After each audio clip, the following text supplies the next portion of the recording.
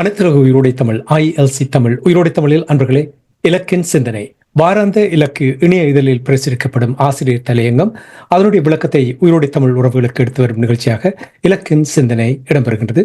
நிகழ்ச்சியில் எங்களோடு கலையத்தில் தமிழறிஞர் மூத்த ஆய்வாளர் ஃபட்டிமா மாஸ்டர் அவர்களும் போரியல் ஆய்வாளர் அரசு அவர்களும் இணைந்திருக்கின்றார்கள். வணக்கம் மாஸ்டர். வணக்கம் தனஞ்சானி. வணக்கம் அரசு. வணக்கம் அரசு அவர்களே.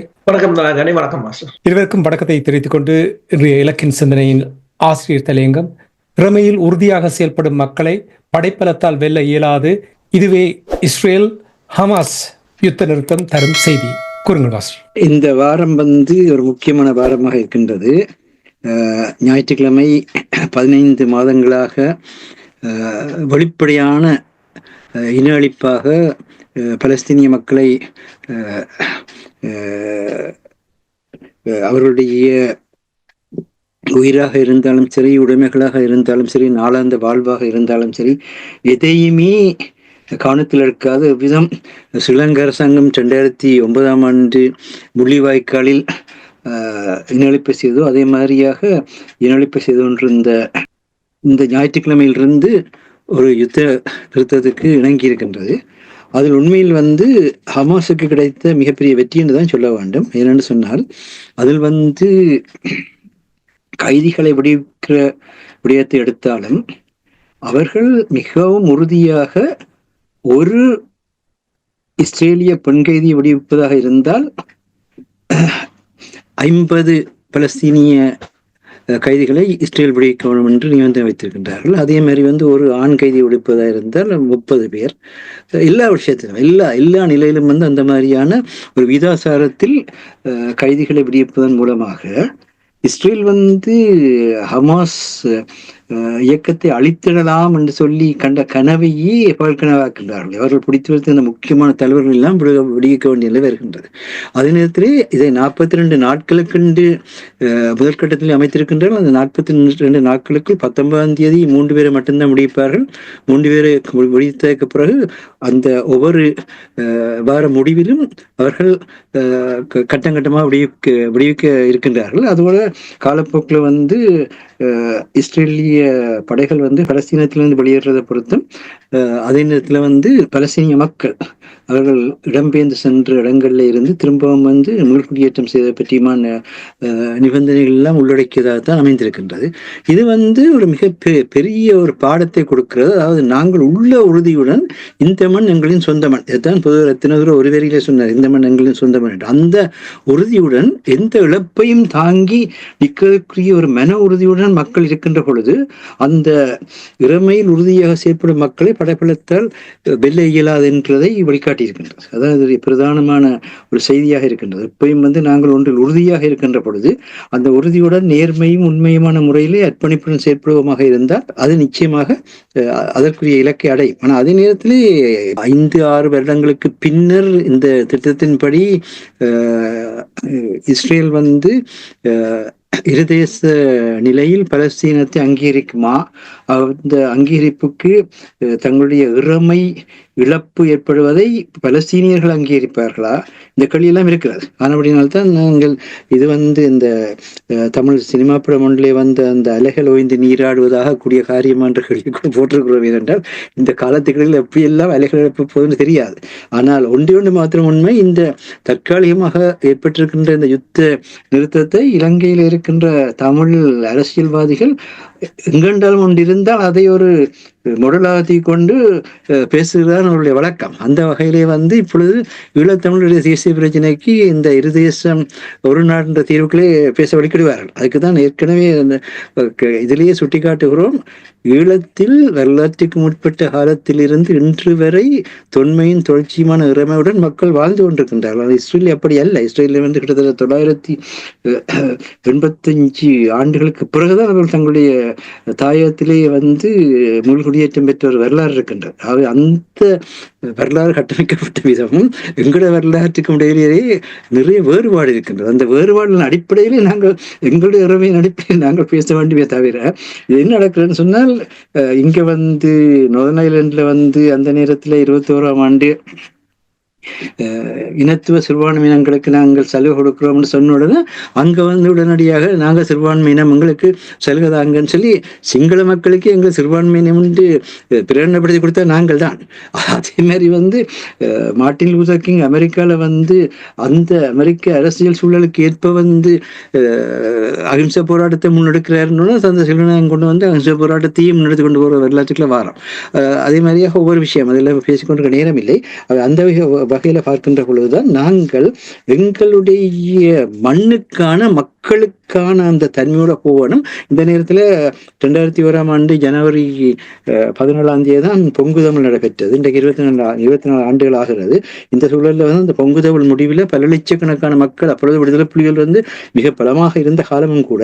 அப்படி இருக்கின்ற பொழுது அந்த பின்னணியில வந்து அவர்கள் வெளிப்படையாகவே சொன்னார்கள், இது மரபொழி தாயகம், இது எங்கள் தேசியம், இது எங்கள் தன்னாட்சி என்று. அதுக்காக பல்கலைக்கழகத்தில் அந்த பிரகடனத்தை குறித்த ஒரு நடுகள் நட்டிருக்கின்றார்கள். அந்த நடுகளுக்கு நேற்றைய 14ஆம் தேதி கூட பல்கலைக்கழக மாணவர்கள் அதுக்கு தங்களுடைய வணக்கத்தை தெரிவித்த படங்களை எல்லாம் பார்த்தோம். ஆகவே மக்கள் தெளிவாக சொல்லிட்டு இருக்கிறார், எங்களை மக்கள், அதாவது தாயகம், தேசியம், தன்னாட்சி என்ற அந்த பின்னணி வந்து இறைமையுடன் கூடியதாக இருக்க வேண்டும் என்று, அந்த பின்னணியிலே எங்கள் மக்கள் சிந்திக்க வேண்டும் என்று கூறிக்கொண்டு, மறுநாள் ஜனவரி 20ஆம் தேதி உலகத்திற்கு ஒரு சிக்கலான நாளாக வருகின்றது. என்னன்னு சொன்னால், ட்ரம்ப் வந்து அன்றைய தினத்திலே மிக ஆடம்பரமான முறையில் சம்பிரதாய பூர்வமாக பதவி ஏற்கின்றார்.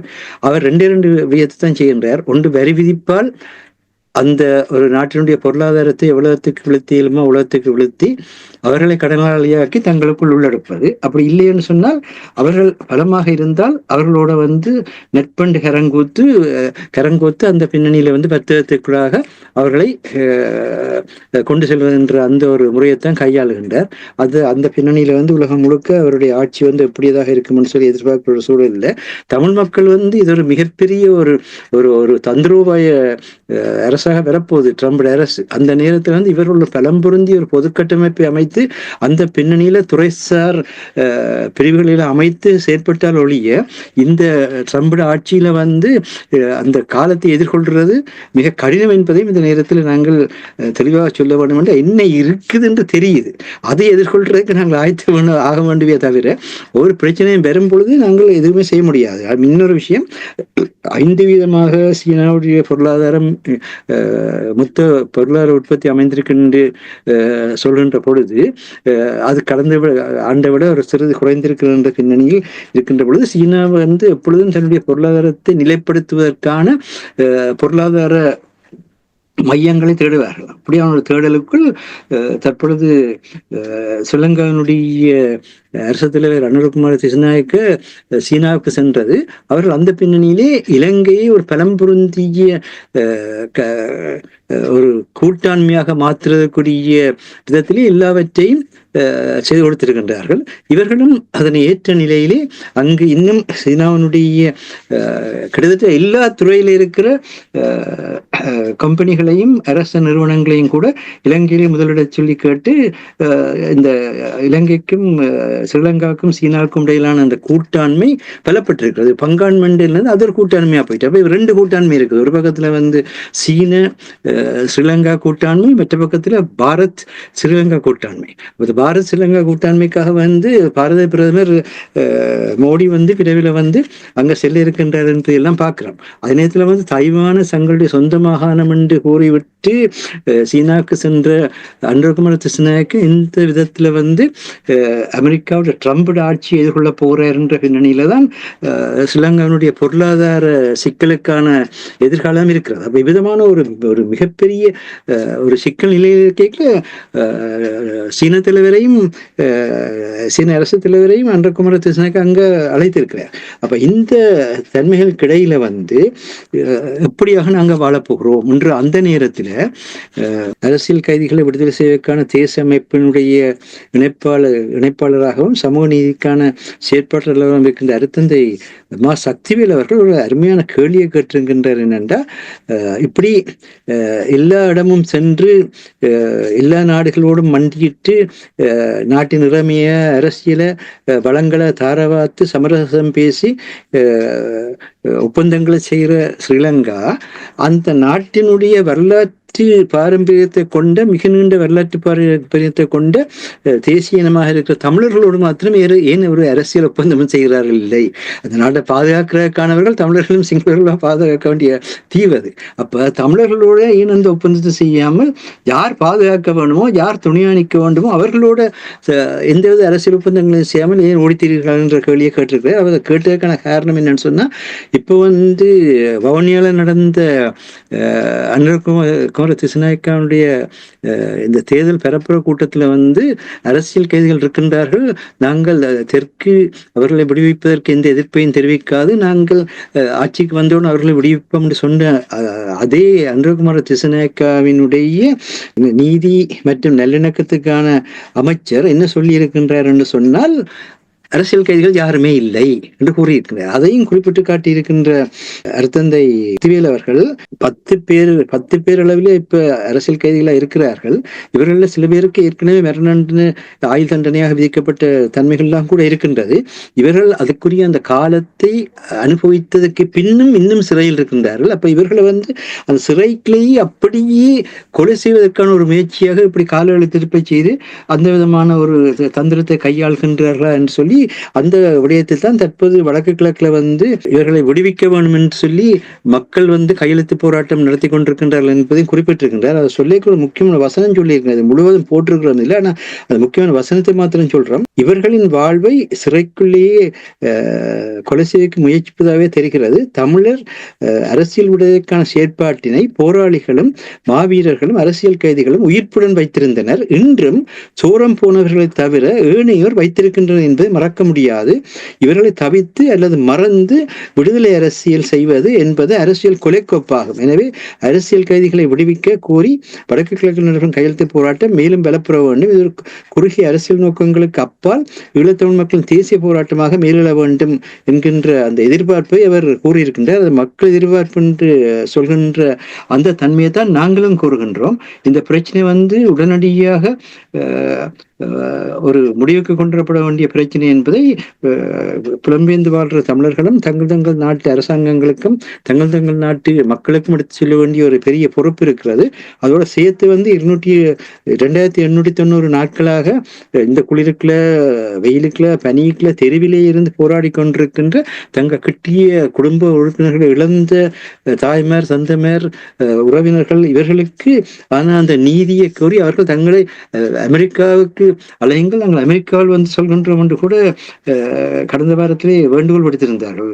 அந்த விடயங்களையெல்லாம் அந்த மக்கள் உலகம் முழுக்க போய் தங்களுக்கு என்ன நடந்தது சொல்ல வேண்டும் என்ற துடிப்புல கூட இருக்கின்றார்கள். அப்ப இவற்றையும் கவனத்தில் எடுத்து இவற்றுக்கெல்லாமான ஒரு ஒரு செயற்திட்டத்தோட இந்த எதிர்காலத்தை நாங்கள் மேற்கொள்ள வேண்டும் என்கின்ற கருத்தினைத்தான் இன்றைய இந்த ஆசிரியர் சொல்ற அதே நேரத்தில் இந்த ஐரோப்பிய ஒன்றிய ஸ்ரீலங்கா அரசு தலைவர் தேர்தல் கண்காணிப்பு குழுவின் தலைவராக தூதுக்குழுவின் தலைமை கண்காணிப்பாளராக இருந்த நாச்சோ சான்சன்ஸ் அமோர் நேற்று 17ஆம் தேதி கொழும்புல அந்த அறிக்கையை வெளியிட்டார். அந்த அறிக்கையில் அவர் சொல்லியிருக்கிறார், இந்த நிகழ்நிலை காப்பு சட்டத்தையும் பயங்கரவாத தடுப்பு சட்டத்தையும் நீக்குவது கருத்து சுதந்திர பாதுகாப்புக்கும் மக்கள் பாதுகாப்புக்கும் மிக முக்கிய முக்கியம்னு சொல்லி இருக்கின்றார். அதாவது இந்த ஐரோப்பிய ஒன்றியத்தில் இருக்கிற மக்கள் வந்து தங்களுடைய பாராளுமன்ற உறுப்பினர்கள் தங்களுடைய அரசாங்கங்கள் தங்களுடைய மக்களோட பேசி ஐரோப்பிய ஒன்றியத்தின் தலைவர் சொல்லி இருக்கின்ற ஐரோப்பிய ஒன்றியத்தினுடைய தேர்தல் கண்காணிப்பு குழு தூதுக்குழு தலைவர் சொல்லி இருக்கின்ற அந்த விஷயத்தை நடைமுறைப்படுத்த வேண்டும் என்ற கருத்துடன் இந்த ஆசிரியர் தினங்கள் நிறைய பெறுகிறது. இந்த பின்னணியில் வந்து ஒரு புதிய காலத்துக்குள் உலகம் செல்கின்றது. அந்த புதிய காலத்துக்குள் நாங்கள் செல்கின்ற பொழுது நாங்களும் புதிய சிந்தனைகளுடன் பயணிக்க வேண்டும். அதோட முக்கியமான விடயம் என்னன்னு சொன்னால், அது நேற்றைக்கு அமெரிக்காவுடைய பிரியாவுடைய பெற்றுச் செல்கின்ற பிளிங்கன் வந்து மிக தெளிவாக கூறியிருந்தார். என்னென்றா, அவர்களால் இஸ்ரேலில் வந்து இதை நடைமுறைப்படுத்த முடியாமல் இருக்கிறத பற்றி பேசுகின்ற பொழுது பல குழுக்களை தோற்றுவிப்பது, பல குழுக்களை தோற்றுவிப்பதன் மூலம் ஒவ்வொரு குழுவுக்கும் ஒரு தலைமையை வந்து உச்சப்படுத்துவது, அந்த தலைமையை உச்சப்படுத்துவதன் மூலம் அங்கு வந்து முடிவெடுக்க முடியாத, தீர்மானம் எடுக்க முடியாத சூழலை உருவாக்குவது. இத்தகைய தன்மை இன்றைய அரசியலாக இருப்பதால் அவர்களை தான் செய்தவர்களுக்கு அது இன்றைக்கு வளர்த்த கடா மார்பலாக வாஞ்ச பிரச்சனையா இருக்குது. இதுதான் இங்க இருக்கிற பிரச்சனை. பல்குழுவும் பால் செய்யும் உட்பகையும் வேந்தலைக்கும் கொள்குறும்பும் இல்லது நாடுண்டு வள்ளுவர் அப்பயே சொன்னார். எங்கேயாவது நாங்கள் பல்குழுவாக பிரிஞ்சோம்னு சொன்னால் பால் செய்யும் உட்பட தானாகவே வரும். பால் செய்யும் உட்பட தானாய் வந்துன்னா வேந்தலைக்கும் கொள்குறும்புன்னா அரசனாலே கண்டுபிடிக்க முடியாத குற்றமெல்லாம் நடக்கும். சரி, அது இப்போ நடந்து கொண்டு இருக்குது. இப்போ பார்த்தீங்கன்னா யாழ்ப்பாணத்தில் திரும்ப வந்து வன்முறை கலாச்சாரம் தலை தூக்குற அளவுக்கு சில செய்திகள் வந்து கொண்டிருக்கு. அதுமாதிரி துக்ககரமான விடயமாக இருக்கின்றது பார்க்கின்ற பொழுது. அப்போ இதுகளெல்லாம் பார்க்கின்ற பொழுது எங்களுக்கு நாங்கள் என்ன செய்ய வேண்டும் என்பது இந்த ஒரு ஒருங்கமைந்த ஒரு பொது வேலை திட்டம், ஒருங்கமைந்த ஒரு பொது கட்டமைப்பு. அந்த பொது கட்டமைப்புக்குள் எல்லோரும் சுதந்திரமாக வந்து சுதந்திரமாக போகக்கூடிய ஒரு சுதந்திர சுற்றாடல். இதுதான் இப்பொழுது தமிழ் மக்களுக்கு தேவையா இருக்கின்ற என்பது அந்த ஆசிரியர் கருத்து. நன்றி மாஸ்டர். புதிய சிந்தனையோடு பயணிக்க வேண்டும் என்று நீங்கள் கூறுகிறீர்கள். நீங்கள் கூறியது போல் பாலஸ்தீனம் இஸ்ரேலுக்கு இடையிலான போர் நல்லொரு செய்தியை, நல்லொரு பாடத்தை கற்றுத் தந்திருக்கின்றது. நன்றி மாஸ்டர். அரசர்கள் உங்களிடம் வருகின்ற இப்ப மாஸ்டர் கூறிய இந்த விடயங்கள், அதாவது எவ்வளவு இழப்புகள் வந்தாலும் ஒரே ஒரு நோக்கம், எங்களுடைய மண்ணை காப்பாற்ற வேண்டும், இந்த மக்களை பாதுகாக்க வேண்டும் என்பதுதான் அவர்களுடைய.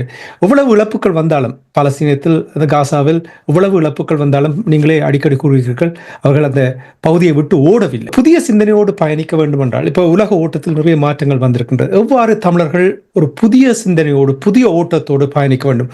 நிச்சயமாக மாஸ்டர் கூறியது போல் ஒரு பொது கட்டமைப்பு முதலில் முக்கியம். அந்த பொது கட்டமைப்பின் ஊடாக செயல்படுவதாக இருந்தால் எவ்வாறு அதை நகர்த்தி செல்வது? இந்த விடயங்களை நாங்கள் புதிய சிந்தனையோடு நாங்கள் செயல்படாவிட்டால் இதே நிலைமையிலிருந்து நாங்கள் மாறப்போவதில்லை. எவ்வாறு மாறுவது? ஒரு சிக்கலான கேள்வி, சிக்கலான நிலைமை. ஏனென்று சொன்னால், கடந்த 15 வருடங்களாக இதற்கான விடைகளை தேடிக்கொண்டிருக்கிறோம். விடைகள் வந்து இலகுவானது. அரசியலும் கூட இதுவரை காலமும் எல்லோரும் அரசியல் கடினமானது என்று நினைத்தார்கள். ஆனால் இந்த முறை நடந்த நாடாளுமன்ற தேர்தல் அரசியல் எவ்வளவு இலகுவானது என்பதை எங்கள் அரசியல்வாதிகளுக்கு தெளிவாக காட்டி சென்றிருக்கின்றது. அதே போலதான் இதுவும் இலகுவானது. நீங்கள் ஏனைய நாடுகளில் இருந்து பாடத்தை கற்றுக்கொண்டால் அனுபவம் தான் பாடமாக வருகின்றது. இந்த கல்வி முறையும் நீங்கள் பார்த்தீர்கள் சொன்னால், போரியல் கல்வி என்றாலும் கூட களமுனைகளில் கண்ட அனுபவங்கள் தான் பேர்ந்து பாடமாக விரிகின்றது. அந்த அனுபவங்களையும் மற்றவர்களின் நாடுகளில் இடம்பெறுகின்ற சம்பவங்கள் என்ற அனுபவங்களையும் கூட்டி கழித்து பார்க்க முடியாமல் அல்லது பார்க்க மறுத்து நிற்கும் ஒரு இனத்தை மீள கொண்டு வருவது என்பது மிகவும் கடினமான ஒரு விடயம். அல்லது அந்தந்த குழுக்களை தவித்து பயணிப்பதுதான் காலத்துக்கு சிறந்ததாக இருக்கு. ஆனால் நீங்கள் கூறியது போலதான் இந்த ஹமாஸை பாருங்கள், எத்தனை தலைவர்களை இழந்தார்கள், எத்தனை ஆயிரம் மக்களை இழந்தார்கள், எத்தனை தண்ணி இல்லை, குடிப்பதற்கு தண்ணி இல்லை, குடிப்பதற்கு உணவில்லை, ஃப்ரீஸ், அதாவது குளிரில் செத்தார்கள் 8 குழந்தைகள். வைத்தியசாலைகள் இல்லை. இந்த உலகத்துக்கு அவர்கள் தங்களோட குருதியையும் தங்கள் இழப்பையும் வியர்வையையும் கொடுத்து இந்த நாட்டுக்கு கூறினார்கள், இங்கு ஒரு இனப்படுகொலை நடைபெறுகிறது என்பதை கூறினார்கள். அதில் நின்று அவர்கள் விலத்தவில்லை. ஒரு தலைவர் இறந்ததும் விட்டுட்டு ஓடி வெளிநாடுகளுக்கெல்லாம் ஓடி சென்று அங்கிருந்து பேஸ்புக்கிலும் ட்விட்டரிலும் அவர்கள் போராடவில்லை. அந்த மண்ணுக்கு தான் நின்றார்கள். இன்றும் என்னென்று சொன்னால் ஒருவர் கூறுகிறார், கடந்த மே மாதம் கொண்டு வரப்பட்ட அதே பைடன் திட்டத்தை தான் இப்ப கொண்டு வந்திருக்கிறார். அந்த திட்டத்தை பைடன் முன்வைத்த போது நெத்தனியாவு சொன்னது என்னென்றால், திட்டம் தேவையில்லை, நான் ஹமாஸை தோற்கடித்து விட்டு கைதிகளை கொண்டு வருவேன். ஒரு வருடமாகிறது, உங்களால் கைதிகளை கொண்டு வர முடியவில்லை. அவர்களை நீங்கள் வீடியோவை பார்க்கலாம், அவர் வருகிறார்கள், மக்கள் இவ்வளவு ஆர்ப்பரித்து அவர்களுக்கு ஆதரவை கொடுக்கிறார்கள். அந்த ட்விட்டர் தளங்களில் பார்க்கலாம், அந்த போர் நிறுத்தத்துக்கு பிற்பாடு வருகிறார்கள், எல்லோரும் சேர்ந்து நின்றார்கள். உதாரணமாக பார்த்தா ஏமன் படையினரை பொறுத்தவரையில் அவர்களுக்கு உதவியாக நின்றார்கள், ஈரான் உதவியாக நின்றது. இப்ப நீங்கள் பார்த்தீர்கள் என்று சொன்னால், இந்த போர் நிறுத்தத்துக்கு பின்னர் இந்த போர் நிறுத்தத்தில கலந்து கொண்ட, இந்த போர் நிறுத்த பேச்சுவார்த்தையில கலந்து கொண்ட ஹமாஸின் ஹலிக் அல் ஹயா ஒன்றை தெரிவித்திருக்கின்றார். தங்களுக்கு துணையாக நின்ற ரஷ்யா, சீனா மற்றும் துருக்கி உட்பட எல்லா நாடுகளுக்கும் நாங்கள் எங்கள் நன்றியை தெரிவிக்கிறோம் என்று அவர் கூறியிருக்கின்றார். இப்ப அவர்கள் அமெரிக்காவுடன் தான் பேசினார்கள். பேச்சுவார்த்தை யாருடன் நடந்தது? துருக்கியின் புலனாய்வுத்துறை தலைவர், எகிப்தின் புலனாய்வுத்துறை தலைவர், இஸ்ரேலின் 2 புலனாய்வு பிரிவின் தலைவர்கள், அமெரிக்காவின் புலனாய்வு தலைவர்கள், அதை விட கட்டார், எகிப்து என்று சொல்லி. ஆனாலும் அமெரிக்காவுடனும் பேசுகிறார்கள், ரஷ்யாவுடனும் பேசுகிறார்கள், சீனாவுடனும் பேசுகிறார்கள், எல்லாருடனும் தான் அவர்கள் பேசுகிறார்கள், தங்கள் நிலையில் நிற்கிறார்கள். இதுதான் அந்த முக்கியமான ஒரு விடயம் என்னவென்று சொன்னால், உலக ஓட்டத்தை புரிந்து கொள்ள வேண்டும். இந்த உலக ஓட்டத்தை புரிந்து கொண்டால், இப்ப உதாரணமாக பார்க்கலாம், மிலிந்த மொரகொடவின் பாத் பாயிண்டர் என்ற ஒரு என்ஜிஓ. அந்த என்ஜிஓவை நீங்கள் இப்ப ஒன்று தேவையில்லை. அந்த என்ஜிஓ 2008ஆம் ஆண்டு துறக்கப்பட்டது. அந்த என்ஜிஓவுக்குள் போய் அவர்கள் என்ன செய்தார்கள் என்று நீங்கள் பார்த்தாலே அதோட திங்க் டேங்க் உங்களுக்கு அந்த ஒன்றே உங்களுக்கு ஒரு பாடத்தை சொல்லித்தரும். நீங்கள் எப்படி இயங்க வேண்டும் என்பதை தெளிவாக சொல்லிக் கொடுக்கும். அது 2015ஆம் ஆண்டு 2 ப்ராஜெக்டை திறந்தார்கள். ஒன்று சீனாவுடனான அதாவது China Sri Lanka cooperation studies centre. 2வது இந்தோ லங்கா இனிஷியேட்டிவ். அதாவது ஒரு பிராந்தியத்துக்கு 2 நாடுகள் வல்லாண்மை உள்ளதாக இருக்கணும் என்று சொன்னால் அவர்கள் ஒருபோதும் ஒன்றுடன் இணைந்து இயங்கவில்லை. 2ஐயும் வைத்தார்கள். ஏன் என்று சொன்னால் ஒன்றோடு இயங்கலாம், ஏனென்றால் உங்களுக்கு நல்ல விவரம். ஆனால் உங்களால் பாகையின் பண்ண முடியாது. ஒருவருக்கு நின்று விட்டால் அவங்களுக்கு நீங்கள் என்னுடன் தான் நிற்கிறீர்கள், உங்களால் பாகையின் பண்ண முடியாது. அது இவர்களுக்கு விளங்கும், இந்த தமிழ் அமைப்புகளுக்கோ அரசியல்வாதிகளுக்கோ விளங்கும், அவர்களுக்கு எல்லாம் விளங்கும். ஆனால் தங்களுக்கு ஏன் பிரச்சனை? தங்கள் இதே சிக்கலானது அவர்களுக்கு தெரியும். இப்படி நிக்க சரியான மதிநுட்பம் வேணும், சரியான அல்லது அரசியல் முதிர்ச்சி இல்லை என்று கூறலாமா? உண்மையில் அரசியல் முதிர்ச்சியும் இல்லைத்தான். ஏனென்று சொன்னால், அரசியல் செய்வதற்கு ஒரு சின்ன ஒரு உதாரணத்தை வைத்துக் கொண்டே அதில் என்ன நடைபெறுகிறது என்பதை பார்த்து கொண்டே உங்கள் அரசியலை நகர்த்தி கொண்டு சென்றுவிடும். அதே போலதான் இது அனைத்துலக அரசியலை சொல்கிறேன். உள்நாட்டு அரசியல் என்பது மிகவும் விரைவாக நீங்கள் மக்களுடன் இணையுங்கள், என்ன தேவை என்பதை அறியுங்கள், அவர்களுடைய பிரச்சனைகளுக்கு உள்ளுக்கு போங்கள், உங்களுக்கு வாக்குவிடும். அது வடிவாக தெரிந்தது கடந்த வருடம் இடம்பெற்ற பொது தேர்தலில். 2 அரசியலும் இலகுவானது. ஆனால் அதற்கு உங்களிடம் அந்த ஒரு அர்ப்பணிப்புள்ள இயங்கு தன்மை தேவை. மற்றது உங்களால் இந்த வேலை செய்ய முடியுமா என்று நீங்கள் சிந்திக்க வேண்டும். இல்லை என்று சொன்னால் அந்த இடத்தை விட்டு போய்விட வேண்டும். ஏனென்றால் இன்னொருவருக்கு அதை கொடுத்து விட வேண்டும். நான் ஒரு இடத்தை பிளாக் பண்ணி வைத்திருப்பதால் அந்த இனத்தில் இருந்து அந்த காலத்தையும் வீணடித்து அந்த இனத்துக்கும் செய்கிற ஒரு நாசமாகத்தான் இருக்கு. நன்றி அரசர்களே, நிச்சயமாக நிறைய ஒரு பாடம் தந்திருக்கின்றது. மாஸ்டர், நீங்கள் கூறினீர்கள் பொது கட்டமைப்பு தொடர்பாக கூறும் பொழுது எவ்வாறு, இப்ப உங்களுக்கு தெரியும், ஆயுத போராட்டம் நடைபெற்றது. ஆயுத போராட்டத்தில் தோல்வி அடைந்திருக்கிறார்கள். நாங்கள் ஒப்புக்கொண்டுதான் ஆக வேண்டும், இல்லையென்றால் நாங்கள் அதிலிருந்து நகர்ந்து செல்ல முடியாது. காசாவில் நடந்த சம்பவத்தை பார்த்து ஒப்பிட்டு பார்க்கும் பொழுது அவர்கள் அந்த மண்ணில் நின்று போராடி வெற்றி பெற்றிருக்கிறார்கள். ஈழத்தமிழர்கள் தோல்வி அடைந்திருக்கிறார்கள். அடுத்த வழி என்ன? இப்ப ஜனநாயக வழியில் கூட புரட்சிகளை ஏற்படுத்தலாம். ஜனநாயக வழியில் உங்களுடைய விருப்பங்களை வெளிப்படுத்துவதற்கும் உங்களுடைய இலக்கு என்ன என்பதை வெளிப்படுத்துவதற்கு எந்த ஒரு தடையும் இல்லை. எவ்வாறு தமிழ் மக்கள் இங்கிருந்து சொல்வார்கள், ஒரு கதவு மூடினால் இன்னொரு கதவு திறக்கும் என்று சொல்வார்கள். ஆயுத போராட்டம் முடிந்திருக்கின்றது, எவ்வாறு அடுத்த கதவை திறப்பதற்கு என்ன வழி இருக்கிறது, யார் அதை நடத்த முடியும் என்றால் நகரவே முடியாமல் இருக்கின்றோம். 15 ஆண்டுகளாக அதே நிலையில் இருக்கின்றோம், ஸ்டாட்டிக். முதல்ல நாங்கள் ஒரு விஷயத்த கவனத்தில் எடுக்கணும். தமிழர்களுடைய மரபில தோல்வின்றது கிடையாது. தோல்வின்றது தமிழர்கள் இருக்கிற இல்லை, வெற்றி என்றும் இல்லை. நன்மைன்றதும் இருக்கிற இல்லை, தீமைன்றதும் இருக்கிற இல்லை, சரிபிள்ளைன்றது இருக்கிற இல்லை. தமிழற்ற மரபுல இன்னும் இருக்கின்ற முறைமையில் சிறத்தல். நாங்கள் ஒரு முறைமைகள் இருக்கிறோம். அந்த முறைமை எங்களுக்கான பாதுகாப்பு, எங்களுக்கான அமைதி, எங்களுக்கான வளர்ச்சியை தெரியணும். அது ஒரு சிஸ்டம். அந்த சிஸ்டம் பின்னடையுது, இருக்கிற நிலையிலிருந்து பின்னடை. அப்ப பின்னடைவு தான் எப்பயும் இருக்குமே ஒழிய தமிழற்ற மரபுல தோல்வி வெற்றின்னு வராது என்றால் அது வேற விஷயம். நாங்கள் இன்னொரு நிலையை பற்றி கேட்போம். அப்ப அந்த பின்னடை வருகின்ற பொழுது அந்த முறைமையில் நாங்கள் சிறக்கையில்தான் கருத்து. இருக்கிற முறைமையில ஒவ்வொரு நிமிஷமும் முறைமை மாறிக்கொண்டிருக்கும். இந்த உலகம் மாறும், உலகத்திலேயே பொருளாதாரம் மாறும், அரசியல் மாறும், சமூகம் மாறும், முறைமை மாறிக்கொண்டு. அப்ப அந்த முறைமையில் சிறத்தல் என்று சொல்லுவாப்பின்னு சொல்லும். 2 விஷயம் இருக்கு. ஒன்று உள்ளது சிறத்தல், முறைமையை சிறத்தல். உள்ளது சிறத்தல் எங்கள் ஒவ்வொருவருக்கும் எங்களுக்கான ஒரு ஆற்றல் இருக்குது. அது என்னன்னு எங்களுக்கு தெரியும். அதுங்கட பொதுவாக ஆர்வமாக தான் இருக்கும். ஆர்வத்துக்கெல்லாம் அந்த ஆற்றல் வேறும். ஒருவர் விளையாட்டில் ஆற்றல் காட்டுவார், ஒருவர் கல்வியில் ஆற்றல் காட்டுவார், இன்னொருவர் ஆய்வுகளில் ஈடுபடுவார், அப்படி இருக்கும். அப்ப அந்த எங்களோட ஆர்வத்தை நாங்கள் வளர்க்கலாம். உள்ளது சிறத்த எந்த நேரத்திலும் சமுதாயத்துல ஒவ்வொருவருக்கும் இருக்கிற அவனுடைய வாழ்வை முன்னெடுப்பதற்கான ஆர்வத்தை நாங்கள் வளர்ப்பதற்கு பேர் உள்ளது சிறத்தல். உள்ளதை சிறப்பிச்சு கொண்டு போகணும். அதுக்கு நாங்கள் என்ன செய்யணும்னா ஒன்றும் இல்லை. இதுதான் பதில். அதாவது ஒவ்வொருவருடைய ஆர்வத்தை புரிந்து கொள்றோமா, அந்த ஆர்வத்தை வளர்க்கறதுக்கு என்ன செய்தோம், அது நாங்கள் ஒன்றுமே செய்யறது இல்லை. இப்போ விடுதலை போராட்டம் நடந்து கொண்டிருக்கின்ற பொழுது கூட அந்த விடுதலை போராட்டத்தில் தங்களுடைய இன்னுயிரையே அர்ப்பணிக்கிற அளவுக்கு அந்த போராளிகளுக்கு இருந்த ஆர்வத்தை புரிஞ்சு கொள்ள இல்லை, ஏற்றுக்கொள்ளவும் இல்லை. அதுதான் அந்த பிரச்சனையான பாரபடியம். அது எந்த காலம் குறுக்குடுக்கு இப்ப நாங்கள் பெருசாக தம்பட்டம் அடிப்போம், நாங்கள் பெரிய படித்தவர்கள், ஆண்டவர்கள், அது இது என்றெல்லாம் பெருசாக கூறுவ. சிறப்பிக்க முடியவில்லை என்றால் என்ன காரணம்? சிறப்பிக்க முடியவில்லை என்றதுக்கு காரணம் என்னென்று சொன்னால், ஒன்று வந்தது. இப்ப இதுல வீரகேசரியில் இதுக்கு ஒரு ஜெராட் டீனிஸ் மெண்டிஸ் என்ற ஒரு ஆய்வாளர் அந்த ஃபேக்டும் த பேலன்ஸ் அனாலிசிஸ் சொல்லி நடுநிலையில் ஒரு ஆய்வுகளை வெளியிட்டு கொண்டிருப்பாங்க.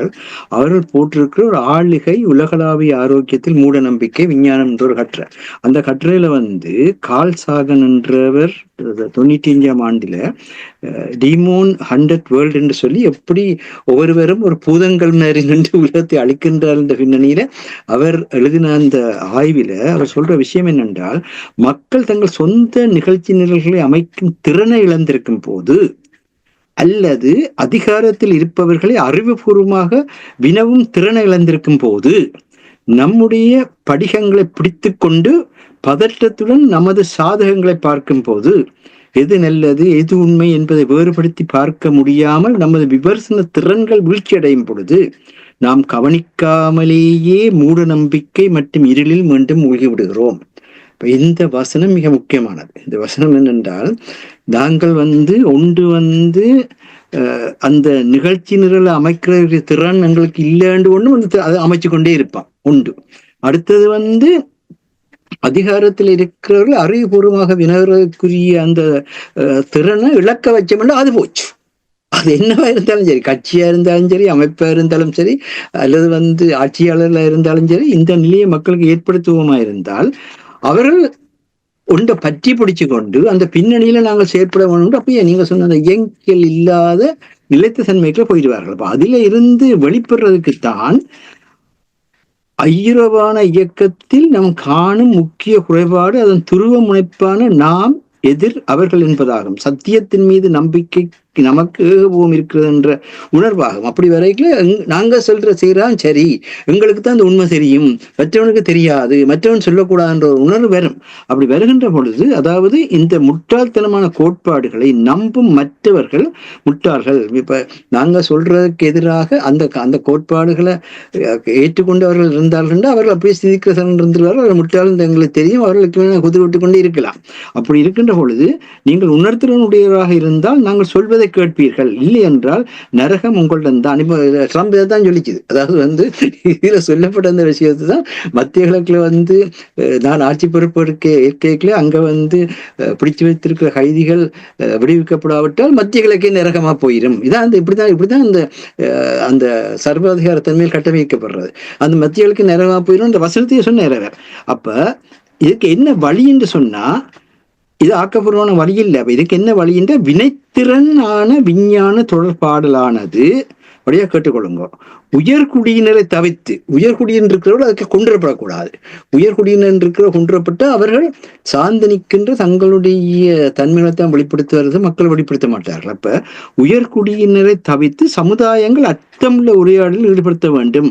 தலைவர்களும் கூட வெளிப்படைத்தன்மை மற்றும் பொறுப்புணர்வை மாதிரியாக கொள்ள வேண்டும். அப்ப வெளிப்படைத்தன்மையாக எல்லாரும் பேச ஆயத்தமா, எல்லாரும் நாங்கள் என்ன செய்யணும் வெளிப்படைத்தன்மையா சொல்லிவிடமா, ஒளிவரம் இல்லாமல் என்னத்துக்காக இந்த நாடகம் மாறுறோம்னு சொல்லிவிடமா, அப்படி சொல்லிச்சினோம்னா அது பயனுள்ளதாக அமையும். அதே நேரத்துல வெளிப்படைத்தன்மை ஒன்று வேணும், அதே நேரத்துல பொறுப்புணரும் வேணும். ஒன்று செய்யல நாங்கள் பேசிக்கலாம். இந்த நிகழ்ச்சிகளை நடத்தி கொண்டு போய்க்கல கூட நாங்கள் மிகுந்த பொறுப்புணர்ச்சியோட நடத்தி கொண்டு போறாங்க. இந்த நாங்கள் சொல்ற ஒரு வசனம் கூட தாக்கத்தை ஏற்படுத்தும் எங்களுக்கு தெரியும்.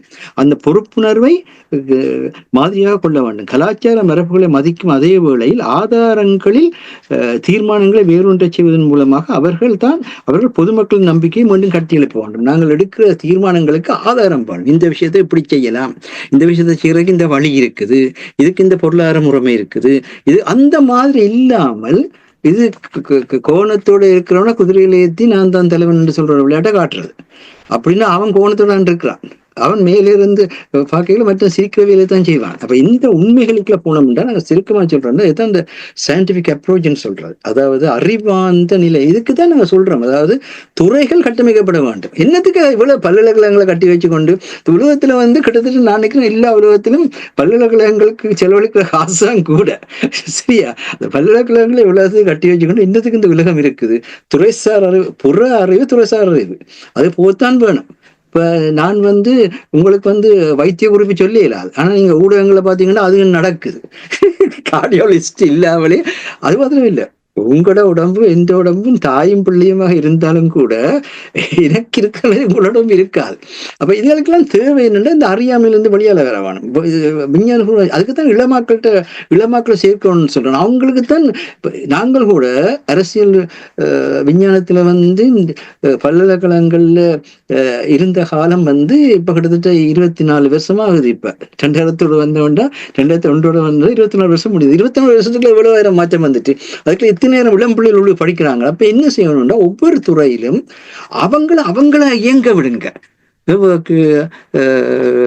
அரசு இதுல இருக்குது. அரசு வந்து பல்கலைக்கழகத்தினுடைய ஒரு விரிவுலாம் இருந்தது. பல்கலைக்கழகத்துல வந்து இங்க வந்து யாரையும் இப்படிச்சு அப்படிச்சேன்னு சொல்ல மாட்டான். நாங்கள் எப்படியும் செய்யலாம், எப்படியும் செய்யறதுக்குள்ள அவன் டிரெக்ட் பண்ணி இதை எந்த மாதிரி செய்வானே தவிர ஒரு கோர்ஸ் ஒர்க்குக்கோ அல்லது ஒரு ப்ராஜெக்டுக்கோ நீ இதைத்தான் செய்யணும்னு சொன்ன ஒரு பல்கலைக்கழகம் இருக்கா? படிப்பிச்சு போட்டு இந்த ஏரியால இதை செய்யுங்கன்னுவாங்க. அப்ப என்னண்டா நாங்கள் இந்த அறிவுரை சொல்றது, வழிகாட்டுறது, அப்போ சொன்ன மாதிரி நாங்கள் தான் சத்தியத்துக்கு ஏகபோகம் என்று சொல்றது, இந்த தன்மைகள் இருந்து விடுபட்டு மக்களாக நாங்கள் வாழ்ந்தோம் என்றால் இதயத்தில இருந்து பேச வேணும். சேர்த்துமே சார் நெடிலும் சொல்லுவேன். உங்களோட பேசுறோம்னா முதல்ல அந்த இதயத்துல அதான் கண்ணையும் பார்த்து பேசுறோம். உங்களோட கண் கொஞ்சம் சோர்வா இருந்தா என்ன நித்திரோல இல்லையா, சாப்பிட இல்லையான்னு கேட்போம். அப்ப இதயத்துல இருந்து பேசுங்க. தலைக்கு ஒரு பிளானை போட்டு வச்சுக்கொண்டு தலையில இருக்கிறத கொண்டு வந்து மக்களுக்கு செலுத்தாதீங்கன்றதான் சொல்ல வேணும். அது இன்றைக்கு முக்கியமா வந்து ஐரோப்பிய ஒன்றியத்துல வந்து ஸ்ரீதரன் வந்து ஐரோப்பிய ஒன்றியத்துல தாங்கள் சமஷ்டி கேட்கிறேன்னு அந்த சமஷ்டிய போட்ட நூலையும் கொடுத்துட்டு போயிருக்கிறார் ஐரோப்பிய ஒன்றியத்துல. ஆனால் அதே சிறிதருக்கு தெரியாதா சமஷ்டி கேட்டு என்ன நடந்தது, சமஷ்டியை கேட்ட காரணங்கள் சொல்றாங்கன்னு தெரியாது. அது மாதிரி உலகத்துல முறைமையில் ஏற்படுகின்ற ஒரு மாற்றம் தெரிய இல்லையா? அப்படியான சூழ்நிலை இருக்கு இல்லையா? அப்ப நாங்கள் ஒவ்வொரு வசனங்களை தூக்கொண்டு ஒவ்வொரு சொல்லுகளை தூக்கொண்டு அந்த பின்னணியில வந்து அரசியல் நடத்த முடியாது. அதுக்கு இளம் சந்ததி வர வேணும், இல்ல தொழிலாளர்களுக்கு வர வேணும், மாணவர்களுக்கு வர வேணும். அதுக்குதான் பொதுக்கட்டமைப்பு வந்து வழிகாட்ட வேண்டும், மக்கள் வந்து அரவணைக்கப்பட வேண்டும், அதுக்குள்ள பொருளாதாரம் வளைக்கப்படுது. 15 ஆண்டு காலத்துல நாட்டினுடைய பொருளாதாரத்தை தமிழ் மக்கள் வளர்ப்பதற்கு என்ன செய்திருக்கின்ற ஒரு கேள்வி இருக்குது. எங்களுடைய நாட்டின் பொருளாதார வளங்கள் நாங்கள் வெளிநாட்டில் இருக்கிற தூதரங்களுக்கு அறிவிச்சு அந்த பின்னணியில வந்து அந்த நாட்டில் என்னென்ன தன்மை இருக்குன்னு வெளிநாட்டில் இருக்கிறவர்கள் வந்து அந்த வளத்தை அணைச்சமா, அப்படி வளர்த்தமா இல்ல குறையா சொல்லவில்லை. அது எப்பயும் வந்து ஒரு புலம்பெயர் சமுதாயம் ஒரு மண்ணில் வேர் கொண்டு எழும்பைக்குள்ள கணக்கு சிக்கல்கள் இருக்குது. அந்த சிக்கல்களை தாண்டி தான் எழும்பும். ஆனா இன்றைக்கு வந்து இளம் பிள்ளைகள் வந்து மேல வந்துட்டாங்க எல்லா இடத்திலும். நாங்கள் அதை செய்ய இயலாம இருக்கும். என்ன நாங்கள் புலம்பெயர்ந்து வந்து வாழ்ந்த சமுதாயம். அந்த பிள்ளைகளை விடுங்க, அவங்கள்ட்ட விடுங்க, அவங்கள்ட்ட விட்டு அவங்க செய்யட்டும். அவங்க செய்ய அவனை செவிக்கலாம். நீங்க பார்த்தீர்கள் என்றால் செயற்கை நுண்ணறிவு AI இதனூடாக இவ்வளவு விடயங்களை சாதிக்கிறார்கள்.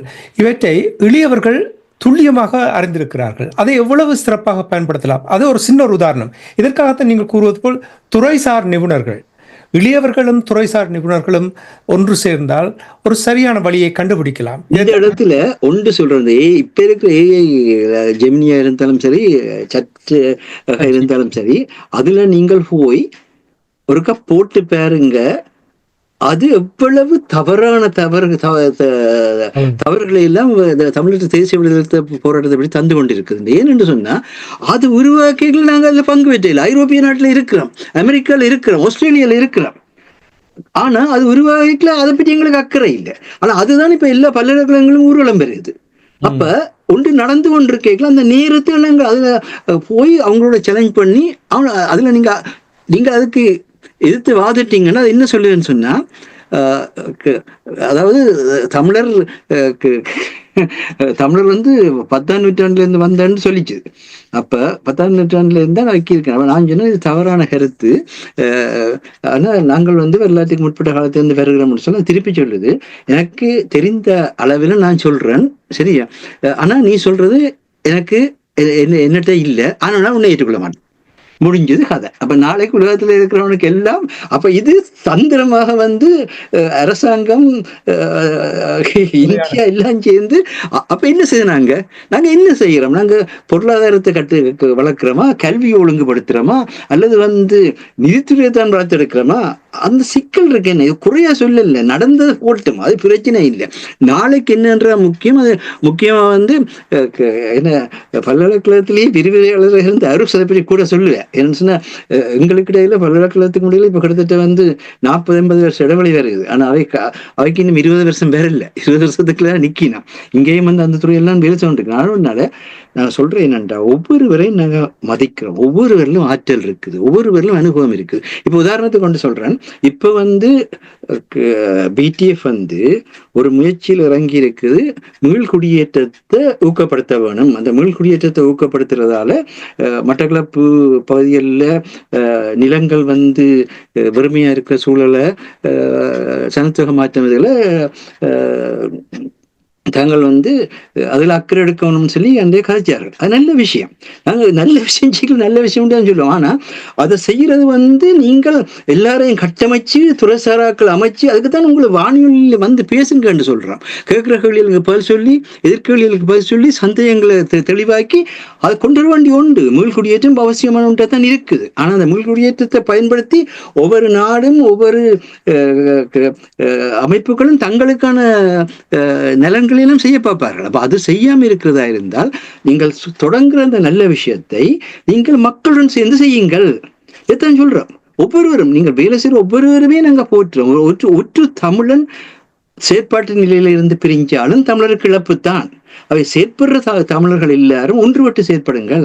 அதுக்கு நாங்கள் பயப்பட வேணும். எங்களுக்கு ஒற்றுமைப்பட்டு நிற்காத நாங்கள் வந்து என்னென்று வந்து இந்த சிங்கள அரசையும் அதோட சேர்த்து நிற்கிற இந்த உலக நாட்டு அரசியல்களையும் இந்த மாதிரி நாங்கள் எதிர்கொள்ள போறோம். இதான் இன்றைக்கு இருக்கிற கேள்வி. கூறியது மிகவும் உண்மையான விடயம். அதாவது நாங்கள் விவாதிக்கும் பொழுது, கருத்து பரிமாறும் பொழுது அதிலிருந்து சில புதிய விடயங்களை நாங்கள் அறிந்து கொள்ளக்கூடியதா இருக்கும், சிறிய மாற்றங்களை கொண்டு வரக்கூடிய இலகுவான வழிகளை கண்டுபிடிக்கக்கூடிய. நாங்கள் மட்டும்தான் செய்ய வேண்டும், அதை நீங்கள் பார்வையாளராக இருங்கள், எங்களுக்கு மட்டும்தான் அது மக்கள் கிரெடிட் தர வேண்டும் என்றெல்லாம் பார்க்காமல் மக்களுக்காக நாங்கள் செயல்படுகிறோம், எல்லோரையும் இணைத்துக் கொண்டு செயல்படுகிறோம் என்று நீங்கள் கூறுவது சரி. அடிக்கடி நாங்கள் இங்கே கூறியிருக்கிறோம், வந்து கூறுங்கள், உங்களுடைய திட்டங்களை வானொலியில் கூறுங்கள். மக்கள் கேட்கின்ற கேள்விகளுக்கு நாங்கள் குறையை நிறைவாக்குறதுக்கு தான் இங்கே பேசுறோமே தவிர செயற்பாட்டாளர்கள் யாரையும் விலகிச் செல்வதற்கு நாங்கள் பேசவில்லை. அதே மாதிரி தான் பாராளுமன்ற உறுப்பினர்களாக இருந்தாலும் சரி, அல்லது வந்து தாயகத்தில் வந்து செயற்பாட்டில் இருக்கிற யாராக இருந்தாலும் சரி, நீங்கள் மேலும் நிறைவு பெறுவதற்கு குறைய நிறைவு செய்கின்றோம். அது எங்களுக்கு மேல பழி வந்தாலும் கூட எங்களுக்கு பிரச்சனை இல்லை. உங்களுடைய எதிர்காலம் தான் எங்களுடைய எதிர்காலம். மக்கள், நீங்களும் மக்கள் தான், ஒவ்வொருவரும் மக்கள் தான். இது கிட்டு இங்கே கேர்னல் கிட்டவர்கள் இங்க இருக்கு எனக்கு சொன்னது, அதாவது முழு மக்களுக்குமான தேசிய விடுதலை போராட்டம் இது. அது முழு மக்களுக்குமான தேசிய விடுதலை போராட்டம் ஒவ்வொருவருக்காக நாங்கள் போராடி கொண்டிருக்கிறோம். ஒவ்வொருகளையும் வாழ வைக்க வேண்டிய தேவை இருக்குது, ஒவ்வொருகளையும் வழிப்படுத்த வேண்டிய தேவை இருக்குது. இதுல ஒன்றுமே இல்லை. இப்ப அதே நேரத்தில் நீங்க சொன்ன மாதிரி இன்னொரு செயற்பாடும் இருக்கு. அது ஒருவருண்ட தொடங்கிட்டா அது அவர் தொடங்கினார்னு மற்றொருவரும் பங்கு பெற்ற இல்லை, அதுவும் இருக்குது. இப்ப நீங்க வானொலியில அது உதாரணம். இந்த வானொலி உயிரோட தமிழ் மக்களுக்காக தேசியத்துக்காக தொடங்கப்பட்ட உண்டு. ஆனா அவர்கள் தான் பார்க்கட்டும் மற்றவர்கள் வேடிக்கை பார்ப்பவர்களே தவிர பங்கு பெற்ற மாட்டார்கள். அப்ப நாங்கள் இப்ப பிடிஎஃப் இந்த மீள்குடியேற்றத்தை பற்றி பேசிக்கல அவர்களுடன் எல்லாரும் சேருங்கள் என்று தான் சொல்றோம். நீங்களும் பாருங்கள், மற்றவரும் சேருங்கள், இல்லாட்டி காரியம் வெற்றி பெறாது. அதுதான் நாங்கள் எடுத்து சொல்றோம். நன்றி மாஸ்டர். நாங்கள் நிகழ்ச்சியை கொண்டு வர போன்றோம் அரசர்கள் என்று நாங்கள் உரையாடிய விடயத்தில் ஆரம்பத்தில் மாஸ்டர் கூறிய ஹமாஸ் தொடர்பாக கூறும்பொழுது, உங்களுக்கு தெரியும் பலஸ்தீனத்தில் காசா நிலப்பரப்பில் எத்தனையோ அமைப்புகள் இருந்தது. உங்களுக்கு தெரியும் எங்களுடைய போராட்டத்தில் நிறைய அமைப்புகள் இருந்தன, நிறைய பிரச்சனைகள் எல்லாம் வந்த சம்பவங்கள் எல்லோருக்குமே தெரிந்தது. ஆனால் போராட்டம் முடிவுக்கு இப்போ 15 ஆண்டுகள் கழிந்திருக்கின்ற நேரத்தில் உங்களுக்கு தெரியும் தொடர்ச்சியாக வலிந்து காணாமலாக்கப்பட்டவர்களுடைய போராட்டம் நடைபெறுகின்றது. கைதிகளை, அரசியல் கைதிகளை விடுதலை செய்யுங்கள் என்ற போராட்டம் நடைபெறுகின்றது. பயங்கரவாத தடை சட்டம் அது தமிழ் மக்களுக்காக கொண்டு வரப்பட்டு அதை உடனடியாக நிறுத்துங்கள் என்று கூறப்பட்டு நிறைய சம்பவங்கள் எல்லாம் பேசிக் கொண்டிருக்கிற நேரத்தில் இப்ப மாஸ்டர் கூறிய விடயங்களை கேட்டுக்கொண்டிருக்கும் பொழுது சிறப்பிக்க முடியாமல் சரியான வழியை கண்டு செயல்பட முடியாமல் இருப்பதற்கு ஈகோ தமிழ் மக்கள் மத்தியில் ஒரு பெரிய பிரச்சனையாக இருக்கிறதா, அல்லது அரசியல் கட்சிகள் அந்த அமைப்புகள் இடையில் ஏற்பட்டிருக்கிற அந்த பிரிவால் தான் இதை இணைய முடியாமல் இருக்கிறதா? அந்த பிரிவு என்பது என்னென்றால் ஈகோ, அதுதான் முக்கியமானது. மற்றது பேராசை என்றும் கூறலாம். உண்ட தகுதிக்கு மீறியதை ஆசைப்படுவது, அதான் அந்த சிக்கல். உதாரணமா பாத்தீங்கன்னு சொன்னால் நீங்கள் கூறியது போலதான் 14 அமைப்புகளை, பலஸ்தீன அமைப்புகளை சீனா அழைத்து ஒற்றுமைப்படுத்தி இருந்தது. சீனா தான் சவுதி அரேபியாவையும் ஈரானையும் ஒற்றுமைப்படுத்தி இருந்தது. அப்போது கூட நாங்கள் ஒரு ஏமன் போரை கூட, சவுதி அரேபியா யுஏஇக்கு இடையிலான போரை கூட சீனா தான் முடித்து வைத்திருந்தோம். அப்போது நாங்கள் கூட இந்த வானொலி கலைக்கும் போது தமிழ் அமைப்புகளையும் சீனாவுடன் கொண்டு சிலவளை அவர்கள் ஒற்றுமைப்படுத்தி இருப்பார்கள் ஒன்று. ஏனென்றால் உலகத்தில் பல ஒற்றுமைகளை அவர்கள், ஏனென்றால் 2 தத்துவம். மேற்குலகத்தின் தத்துவம் என்னென்றால் பிரித்து ஆளுவது. அப்ப பிரிவினைகளை தோற்றுவித்து விட்டால் தங்களுக்கு தேவையான நேரத்தில் ஒவ்வொரு தரப்பை வைத்து இன்னொரு தரப்பை அடித்து வீழ்த்துவது. அப்ப அதை முறியடிக்க வேண்டும் என்று சொன்னால் ஒற்றுமைப்படுத்துவதுதான் எதிர்த்தரப்பின் தேவையாக இருக்க வேண்டும். அப்போ அவங்க ஒற்றுமைப்படுத்தினார்கள்.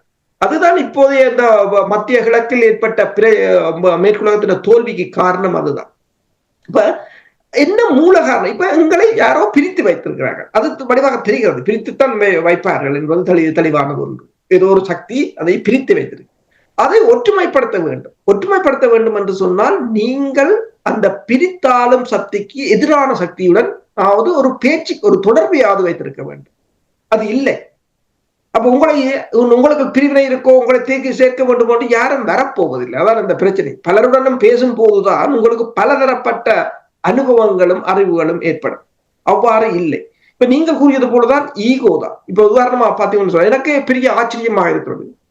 மக்களுக்காக போராட புறப்பட்ட அமைப்புகள், அப்போ விடுதலை புலிகள் சரி, அது இயக்க மோதல்களில் தடை செய்த போது அதே துப்பாக்கியை மக்கள் மீது திருப்பினார்கள். அதே துப்பாக்கியை. எனக்கு இன்று வரையும் ஆச்சரியம். மக்கள் விடுதலைக்காக போராடியவர்கள் இவ்வாறு மக்கள் மீது திருப்பினார்கள். சரி, பிறகு ஒரு காரணத்தை சொன்னார்கள், நாங்கள் போராடி இருப்போம், விடுதலை புலிகள் தங்களை தடுக்கிறார்கள் என்று சொல்லி. விடுதலை புலிகள் தடுத்ததால் நாங்கள் போராடவில்லை அல்லது போராடியிருப்போம். இப்ப 15 வருடமாக விடுதலை புலிகள் இல்லை.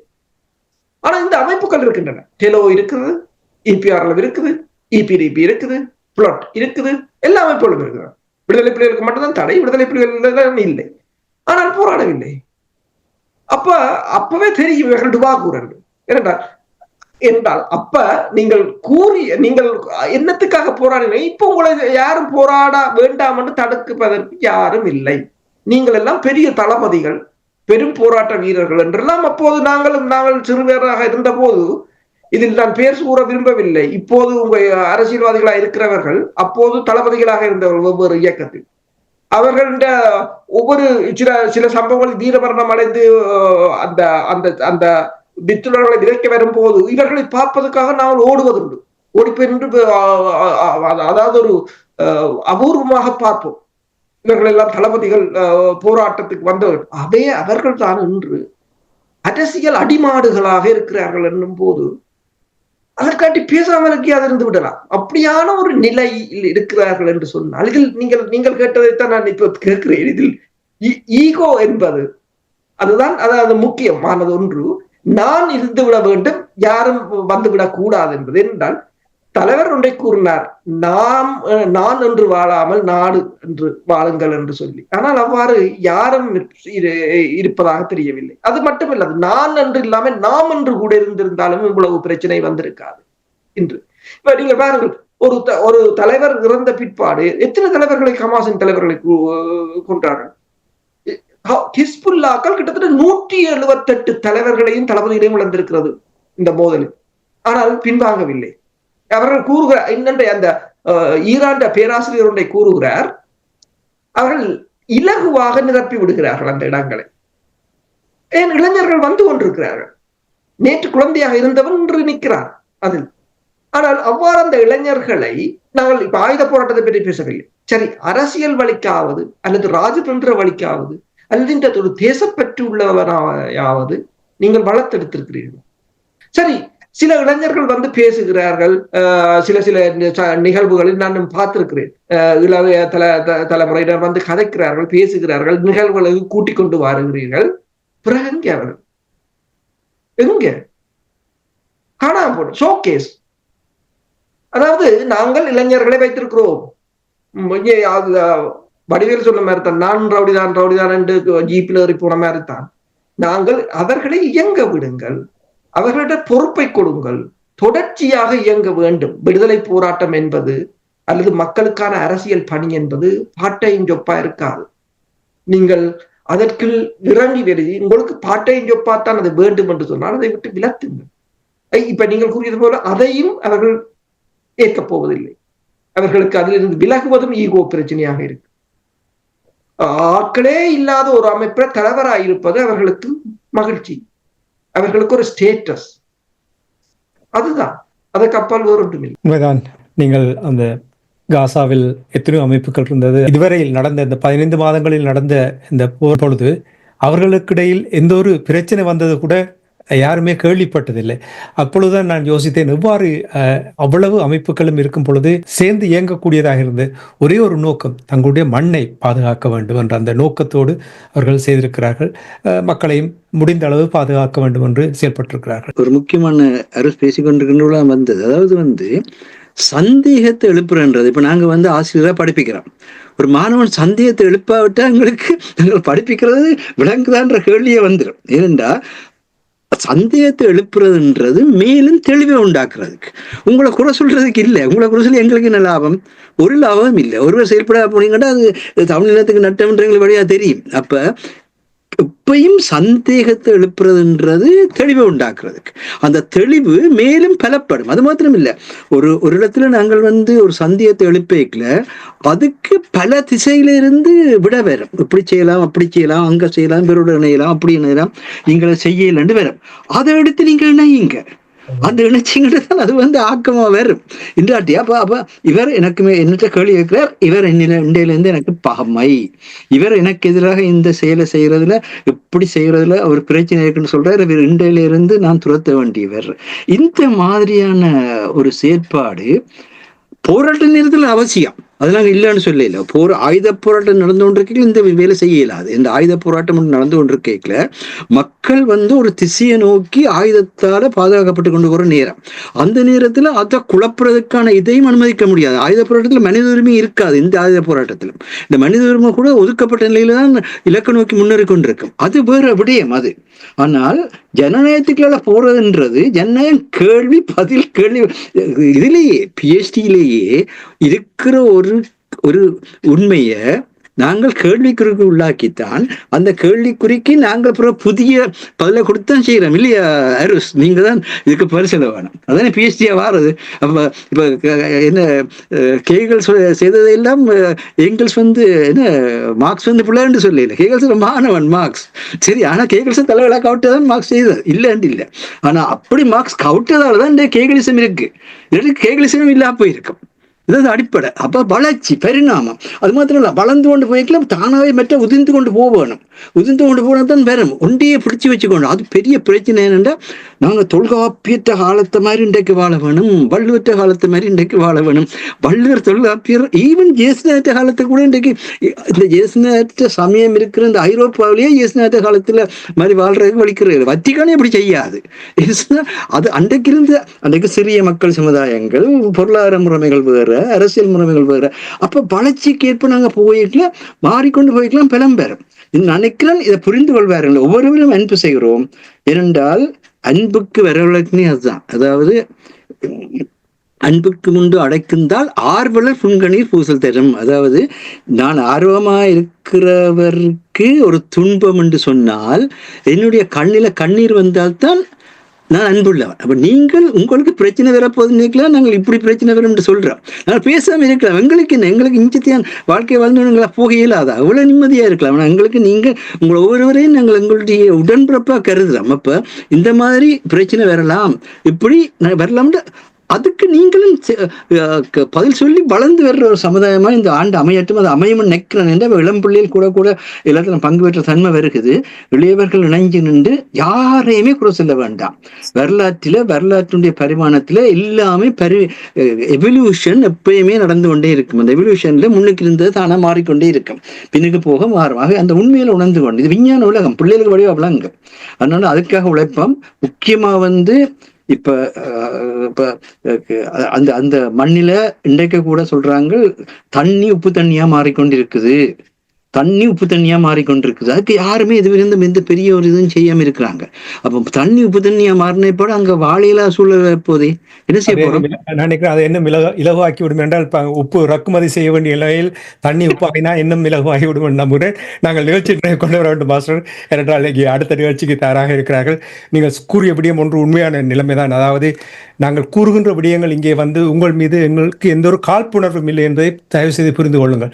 நீங்கள் செய்கின்ற செயல்பாடுகளை துல்லியமாக மக்களுக்கு ஒரு பிரயோசனப்படுத்தக்கூடிய வகையில் செயல்பட வேண்டும் என்பதற்காக, எல்லோரும் கூட்டாக செயல்பட வேண்டும் என்பதற்காகத்தான் நாங்கள் இதை இங்கே அடிக்கடி கூறிக்கொண்டு வருகின்றோம் என்று கூறிக்கொண்டு இன்றைய இலக்கின் சிந்தனை நிகழ்ச்சியை தொடர்ந்து நிறைவேற்றிக் வருகின்றேன். நிகழ்ச்சியில் பங்கெடுத்த தமிழ் அறிஞர் மூத்த ஆய்வாளர் ஃபேட்டிமா மாஸ்டர் அவர்களுக்கும் பொறியியல் ஆய்வாளர் அரசு அவர்களுக்கும் நன்றியை கூறிக்கொண்டு தனாஞானி இந்த நிகழ்ச்சியை கொண்டு வருகின்றேன். நன்றி, வணக்கம் மாஸ்டர். நன்றி, வணக்கம் அரசு அவர்களே. நன்றி, வணக்கம். எமது பார்வையாளர்களுக்கு வணக்கம். மக்களின் குரலாய் ஓங்கி ஒலிக்கும் இலக்கு மின்னிதழ் மற்றும் உயிரோடை தமிழ் வானொலி ஆகிய இவ்விரு ஊடகங்களும் உங்களைப் போன்ற எமது நேயர்கள் நண்பர்களின் ஆதரவிலேயே இயங்கி வருகின்றன. மிக குறைந்த வளங்களுடன் பல இடர்கள் மற்றும் தடைகளை தாண்டி பயணிக்கும் எமது ஊடகங்களின் பணிகள் மேலும் வளர உங்களால் முடிந்த நிதியுதவியை வழங்கி இன்னும் காத்திரமான செயற்பாடுகளை முன்னெடுக்க உதவுமாறு மிகவும் பணிவன்புடன் வேண்டி நிற்கின்றோம். உங்கள் பங்களிப்பு உங்களின் உரிமை குரலாய் ஓங்கி ஒலிக்கும். நன்றி.